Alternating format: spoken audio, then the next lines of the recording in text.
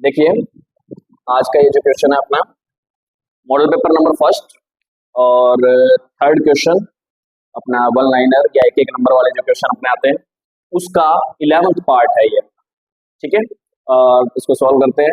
जैसे कि क्वेश्चन को देखने से पता लगता है कि बिंदु दे रखा है, एक पॉइंट दे रखा है 1,2,1 से जाने वाली रेखा, मतलब एक लाइन जो है वो इस पॉइंट से तो जाती है, ठीक है, से जाने वाली मतलब पासिंग थ्रू द पॉइंट 1,2,1। रेखा, जो भी रेखा है वो इस रेखा के क्या है, समांतर है, मतलब पैरेलल है। ये भी एक रेखा की इक्वेशन है, लाइन की इक्वेशन है, ठीक है, और इसके क्या है, पैरेलल है। पैरेलल रेखा का इक्वेशन फाइंड करके दिखाना है, मतलब एक लाइन का इक्वेशन फाइंड करना है जो इसके पैरेलल है और इस पॉइंट से जाती है, कहने का मतलब ये है। ठीक है, तो सिंपल क्वेश्चन है। और अब मैं आपको एक बात बता दूं, यदि कोई लाइन इस फॉर्म में है तो इसका व्यापक रूप वैसे तो ये होता है, जनरल सॉल्यूशन, जनरल फॉर्म इसकी ये होती है y माइनस y1 ओवर में b, z minus z1 over में c। किसी भी एक लाइन की इक्वेशन ऐसे बनती है, कार्टेशियन फॉर्म में बनानी हो तो, कार्तीय रूप में बनानी हो तो एक लाइन की इक्वेशन ऐसे निकालते हैं, जहां x1 y1 और z1 यहाँ आपने लिख देते हैं, x1 y1 और z1 जो पॉइंट होता है ना, इससे तो बिंदु से रेखा गुजरती है, मतलब लाइन हमेशा इस पॉइंट से तो गुजर रही होती है, यहां से ये पता लगता है। ठीक है, और ये नीचे वाली जो है, नीचे वाली जो लाइन आते हैं, ये जो आते हैं, ये इस रेखा के दिक् अनुपात होते हैं। ये रेखा के क्या है, दिक् अनुपात, डायरेक्शन रेशोज है लाइन। ठीक है, कौन है, ए बी सी, ये चीज होती है वैसे तो सही।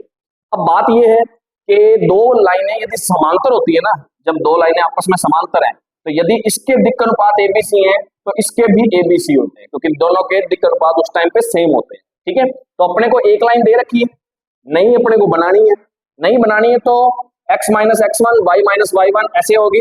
तो जिस पॉइंट से जा रही है मतलब x1 y1 z1 की वैल्यू तो यहाँ पुट कर देंगे। ठीक है, तो लिखते हैं x माइनस 1 डिवाइड में जो भी आएगा वो भी देखते हैं, y माइनस 2 डिवाइड में जो भी आता है वो देखते हैं, z माइनस 1 डिवाइड में जो भी आता है देखते हैं।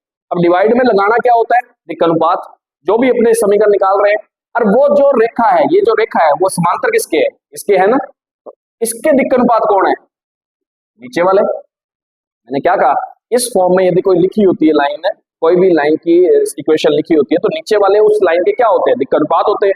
अब अपनों ने, मैंने ये बात भी बताई कि यदि दो लाइन आपस में पैरेलल है, समांतर है, तो उनके दिक् अनुपात हमेशा बराबर होते हैं।